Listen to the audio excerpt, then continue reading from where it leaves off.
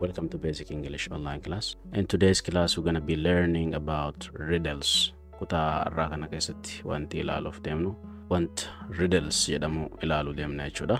Okay. Have you ever heard about riddles? Takka dhageessanii beektu waa'ee riddles dha jechuudha, waa'ee jecha kanaa jechuudha. Alright. Afaan keenyatti yoo deebisnee kan hiiknu ta'e riddles jechuun hiibboolee jechuudha. Okay. Riddling hiibboodha. Okay. Riddles yeroo jennu hiibboo jechuudha. Hiibboo takka qofa osoo hin taane hiibboo waa'ee hiibboolee haasa'uu deemna jechuudha. So maaliif riddles kana fudhachuun barbaachise? Maaliif wantoota akka riddles yookiin immoo proverbii mammaaksotaa fi akkasuma hiibboolee maaliif nu barbaachisa afaan baratu irratti yoo kan jennu ta'e isaan barachuu qofa osoo hin taane afaan tokko barachuudhaaf dura jechoota baay'ee beekuu qabda jechuudha. Okay. Jechootni immoo karaa baay'een dafneetti barru usneetuma jechoota dictionary keessaa guurree hiikaa isaa cinatti qabachaa deemuun gatiin qabu jechuudha. Kontekstii isaa beekuu qabna. Okay. Bakka akkamitti hima akkamii wajjii dhufe hiikaan isaa akkam ta'a ka jedhu barachuudhaaf akkasuma sammuuttis dafnee qabachuudhaaf yeroo hima keessatti dhufe irra nuuf gala jechuudha. So wantoonni akka riddles, proverbii fi wantoonni biraa kan fuuldura ilaaluu deemnu jechuudha. Yeroo taa'u jechi sun jecha ollaa isaa jiru maddii taa'ee yookiin immoo bira taa'ee hiikaa akkamii akka kan nu danda'u yeroo ilaalaa deemnutti jechoonni salphumatti nu qabataa deemaa jechuudha. Maaliif usnee akkanumatti yoo jecha qabannee fi yoo akkaataa itti fayyadamnuu fi eessatti akka dhufu barre okay tokko miti jechuudha. So having said so, now let's get started. Okay, hangana eega jenne mee ittuma seenne haa ilaallu maal akka fakkaatu. What has to be broken before you can use it? Okay, what has to be broken before you can use it jedha. Hiikni isaa wanti cabsamuu qabu maali jedha. Okay, before you can use it, osoo ati ittiin fayyadamne dura. Use jechuun fayyadamuudha miti. So before you can use it, asirratti kutaa kana keessatti waan inni isin beeksisuu barbaadu hiikaa jechoota kana sagalee kiyyarraa barreeffachaa deemtu jechuudha. Okay, kun hojii taaskii biraa kan isin kennamu ta'uu qaba. Maaliif barreeffamaan isa hunda isiniif qopheessurra, yeroo hunda isiniif qopheessurra isin immoo sagalee kana jalaas barreeffachaa deemuu danda'uu qabdu. So maaliin jedhe what has to be broken, wanti cabuu qabu maali jedha. Osoo ittiin fayyadamne dura wanti cabuu qabu maali jedha hiibboon kun. Okay, sakandiilee kana keessatti deebisame.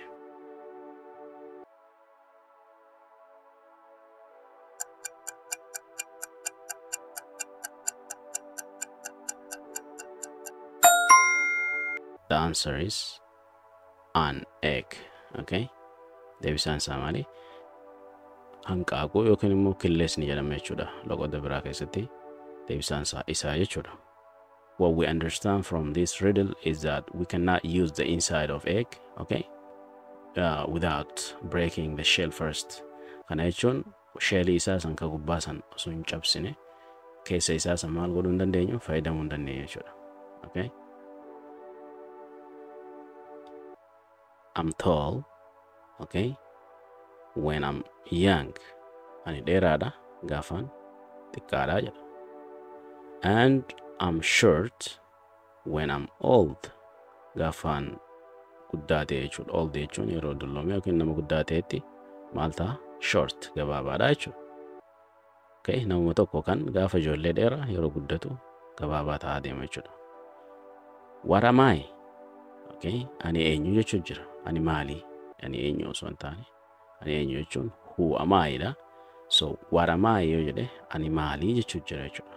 So sakandiilee kana keessatti deebisame.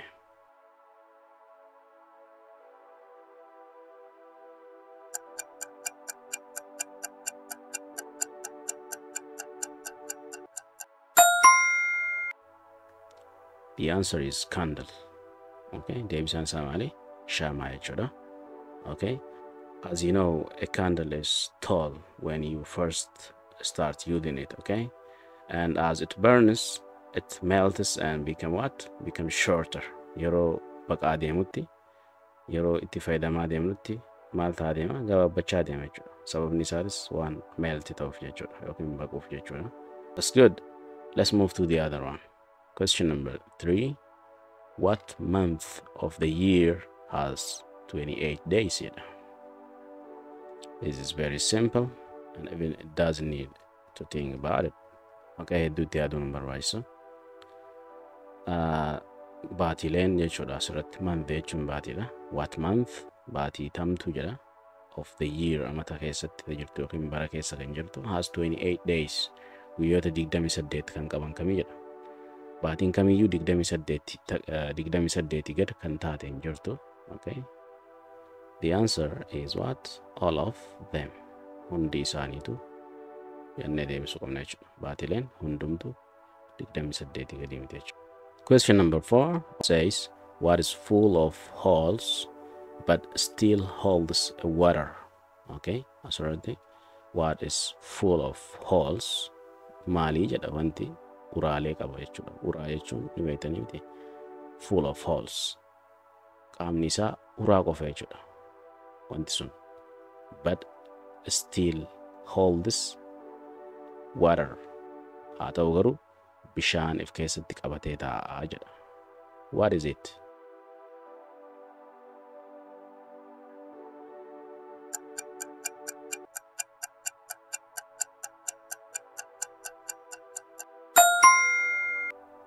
The answer is a sponge.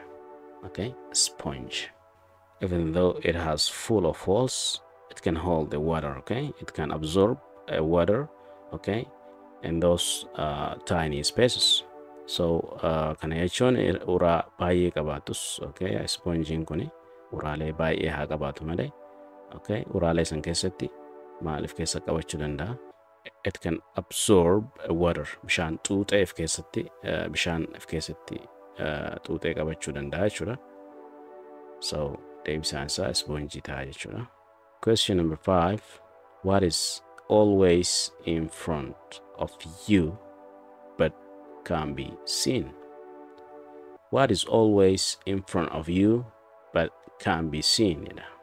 Asirratti what is always in front of you? In front of you jechuun hiikni isaa maali? Si dura jira jechuudha. Always, what is always? Wanti yeroo hunda jechuudha. In front of you, fuulduree kee jiru, but can't be seen. Garuu argamuu hin danda'u jechuudha. Ijaan arguu hin dandeessu. Maali wanti sun? Okay, think about it.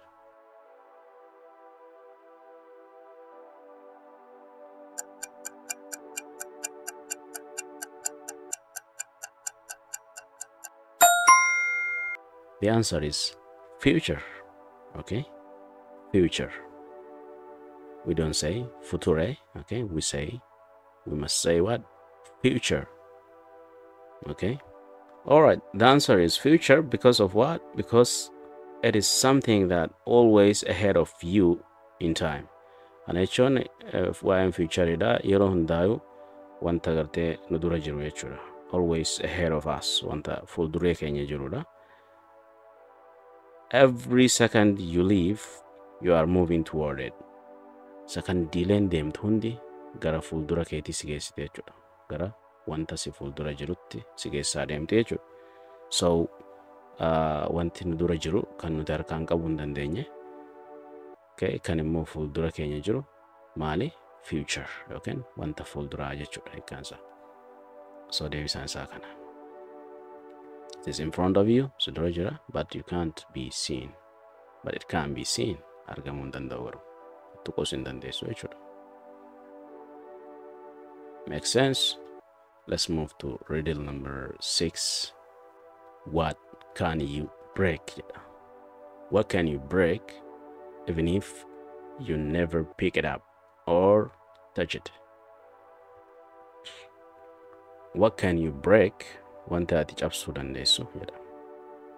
What can you break? Wanta ati cabsuu dandeessu koomaa godhe san booda even if you never pick it up. Gonkumallee even if you never pick it up.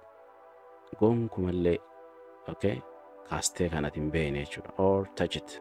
Harkaanis tuutee hin beektu garuu cabsuu dandeessa. Wanta ati harkaanis tuquu iyyuu hin dandeenye, okay, inuma harkaanuu tuquu kan ati hin dandeenye, akkasuma kan ati lafaa illee kaasuu hin dandeenye, garuu kan ati cabsuu dandeessu maalii wanti akkasii? Okay, imagine of something. Imagine. Think deeply about it.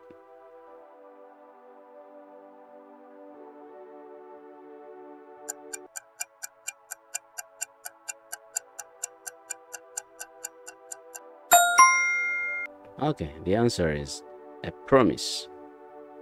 Promise. We don't say promise. We have to say what? Promise. The answer is promise because it is not a physical object. Okay, kana jechuun deebisaan isaa waadaa jechuudha. Waadaan immoo it is what? It is not a physical subject. Wanta harkaan tuqamu miti jechuudha. Okay, you don't need to touch or hold to break it. It is something abstract. Wanta ati harkaan qabuu hin dandeenye kan hin mul'anne jechuudha. So ni cabama. Jecha cabuu jedhu itti fayyadamna jechuudha. Still we can use a word break for promise. That's it. Okay, let's move to question number 7. Asirratti immoo maal arganna? What goes up but never comes down? What goes up? Wanta olma deemu but never comes down. Wanta gonkumaa gadi hin deebine jechuudha. Ol deemu malee maali wanta akkasii? Take your time and answer it.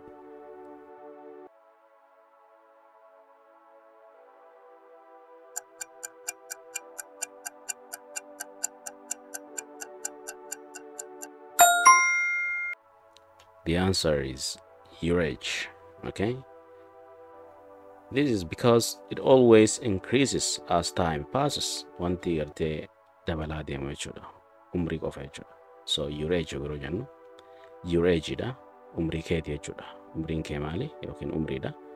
Okay, as the time passes, okay, it always increases. Yeroon darbaa deemu dabalaatuma deema jechuudha. Wanti gad deemu jiru. It goes up every year on your birthday. Okay, yeroo guyyaa dhaloota keetii yeroo hundaayyuu yoo bara darbee 25 taate bara dhufu 26 dabalaa deema jechuudha. Wanti gad bu'u hin jiru. Okay, but it never comes down because time only moves forward, right? Yeroo hundaa'u ifuma dura deemti malee wanti if duuba deemudha hin jiru jechuudha. And once you get older, you can become what? A younger again. Yeroo al tokko dulloomte ganaa maal hin taatu, you can be a younger again. Deebite ijoollee ta'uu hin dandeessu jechuudha. So in this riddle, okay, maybe we have been thinking about like something like balloon, maybe probably maybe riddle kan yeroo laalutti sammuu keessa wanti isin dhufe wanta akka afuuffaa. Okay, yeroo afuufnee samii keessa ol deemtu faa gadi hin deebitu jettanii yaaduu maltanii. So it is not like that. So deebisaan isaa your age jennee bira kunne jechuudha. Yookiin umrii keeti yookiin umrii kiyya akkasuma ol deemaa deemti jechuudha. Okay, question number 8. Riddle ajaa'ibaati kun immoo. Okay, a man who was outside. So kuni riddlesii akka malee qalbiitti deebisuu barbaadudha. Baay'ee namatti tola. Please, I need your attention here. Akka gaariitti qalbiidhaan akkana dhaggeeffatanii barbaada asirratti. Okay, so maal jedha? A man who was outside in the rain. Namicha who was outside ala ture jechuudha. In the rain, rooba keessa ture namichi wayii. Okay, without an umbrella. Maal malee an umbrella. Isa suurarratti argitan kana jechuudha. Maal jedhaniin? Amaariffaan zaantila, afaan oromootiin immoo shamsiyaa jedhaniin. Okay, loqoda naannoo biratti I don't know. Okay, ala dhaabbata rooba keessa. Okay, without shamsiyaa yookiin immoo zaantilaa yookiin immoo umbrella malee ala dhaabbata jechuudha rooba keessa. Or hat, koofiyyaa yookiin immoo kan aduu namarraa ittistu yookiin rooba samma ta'etti namarraa ittistu sin qabu. Okay, matarraa didn't get single hair on his head wet. Okay, but didn't get a single hair on his head is wet. Garuu rifeensi isaa tokkichi maal hin taane hin jiine jedhu. Okay, wet jechuun jiidhuudha miti. Okay, namichi ala dhaabbata, koofiyyaan qabu. Okay, umbrella yookiin immoo shamsiyaa matarraan qabu, roobni itti roobuu jira, garuu rifeensi isaa tokko hin jiine. Why? Maaliif jedhagaa deebisaa isaa barbaadame. Think about it.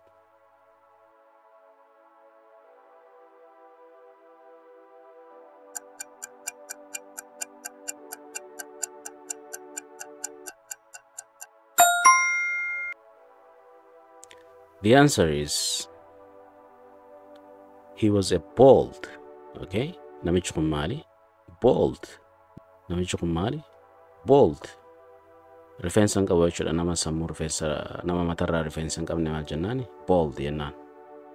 Okay, moluu kan jedhamu sun jechuudha. Amaariffaan malaaxaa isa jaansan jechuudha. Okay, so sababa kanaaf mataa isarra rifeensi waan hin jirreef, the reason why the hair on his head is never get wet is because this guy has no any hairs on his head. Okay, sababni isaa rifeensi tokkolleen mataa isaa kanarra waan hin jirreef hin jiine jechuudha. Wanti hin jirre hin jiidhu jechuudha. Okay, wanti duraanuu hin jirre maal jiidhare. Okay.